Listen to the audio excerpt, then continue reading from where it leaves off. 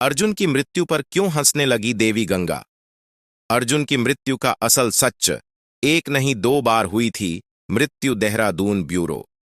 महाभारत का युद्ध जीतने में श्री कृष्ण के दिमाग और धनुर्धर अर्जुन के पराक्रम ने एक अहम भूमिका निभाई थी। यदि महाभारत के युद्ध में पांडवों की ओर से श्री कृष्ण और अर्जुन न लड़ रहे होते तो शायद पांडवों की जीत होना मुमकिन था। लेकिन क्या आपको मालूम है कि महाभारत के युद्ध में अहम भूमिका निभाने वाला अर्जुन स्वर्ग यात्रा में जाने से पहले भी एक बार मर चुका था।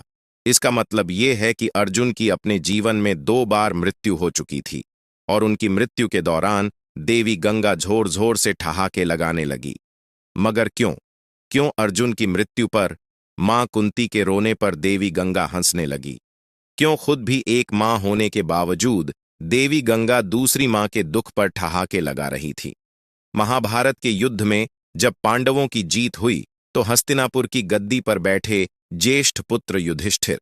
इसके बाद श्री कृष्ण ने युधिष्ठिर को सुझाव दिया अश्वमेघ यज्ञ कराने का, जिसके बाद युधिष्ठिर ने अश्वमेघ यज्ञ को आरंभ करते हुए अश्व को अर्जुन के नेतृत्व में रवाना कर दिया। अब जिस दिशा में अश्व चलता जाता उसी के पीछे पीछे अर्जुन और उनकी सेना भी चलती जाती। इस दौरान ये अश्व कई राज्यों से गुजरा। जिन भी राज्यों से वो अश्व गुजरा उन सभी राज्यों के साथ अर्जुन ने युद्ध लड़ा। कई राजाओं ने तो पहले ही अर्जुन के आगे घुटने टेक दिए, लेकिन कई राजाओं ने ऐसा नहीं किया, जिसके बाद अर्जुन और उनकी सेना द्वारा युद्ध लड़ा गया और कई राजाओं को परास्त करते हुए अर्जुन उनके राज्यों को जीतते चले गए। ऐसे कई राज्यों को अपने अधीन करते हुए अर्जुन मणिपुर पहुंचे, जहां पर उनका सामना होना था बभ्रुवाहन से। आपको बता दें कि बभ्रुवाहन अर्जुन और चित्रांगदा के पुत्र थे और अपने पिता अर्जुन के उनके राज्य में पधारने से वे काफी उत्साहित थे। उन्होंने युद्ध के बारे में कुछ सोचा ही नहीं और अपने पिता अर्जुन के स्वागत के लिए वे राज्य की सीमा पर जा पहुंचे। लेकिन जैसे ही बभ्रुवाहन अर्जुन का स्वागत करने के लिए आगे बढ़े, वैसे ही अर्जुन ने उन्हें रोकते हुए कहा कि मैं इस समय तुम्हारा पिता नहीं बल्कि हस्तिनापुर के नरेश का प्रतिनिधि हूं और क्षत्रिय होने के अनुसार इस समय तुम्हें मेरे साथ युद्ध लड़ना चाहिए। बस उसी समय अर्जुन की दूसरी पत्नी उलूपी वहां आती है और बभ्रुवाहन से बोलती है कि हे पुत्र, तुम्हें अपने पिता के साथ युद्ध लड़ना चाहिए। यदि तुम युद्ध नहीं लड़ोगे तो इसमें तुम्हारे पिता का ही अपमान होगा। माता की आज्ञा पाते ही बभ्रुवाहन युद्ध के लिए तैयार हो जाता है और अर्जुन और बभ्रुवाहन के बीच युद्ध छिड़ जाता है। ये युद्ध काफी समय तक चलता है, मगर इस युद्ध का कोई परिणाम न निकलने के कारण बभ्रुवाहन कामाख्या देवी से प्राप्त दिव्य बाण का इस्तेमाल करते हुए अर्जुन पर प्रहार करता है, जिससे अर्जुन का सर धड़ से अलग हो जाता है और अर्जुन की मृत्यु हो जाती है। साक्षात अर्जुन की मृत्यु देख हस्तिनापुर की सेना सुन्न हो जाती है और इसकी सूचना तुरंत श्री कृष्ण तक और हस्तिनापुर तक पहुंचाई जाती है। मणिपुर पहुंचकर श्री कृष्ण और माता कुंती अर्जुन को धरती पर पड़ा देखते हैं, जिसके बाद माता कुंती अर्जुन का सर अपनी गोद में रखकर फूट फूट कर रोने लगती है।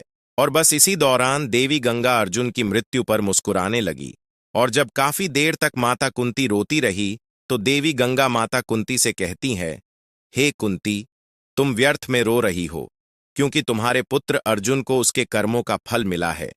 मेरा पुत्र भीष्म अर्जुन को अपने पुत्र की तरह स्नेह करता था, मगर फिर भी इसने श्रीखंडी का सहारा लेकर मेरे पुत्र भीष्म का वध कर डाला।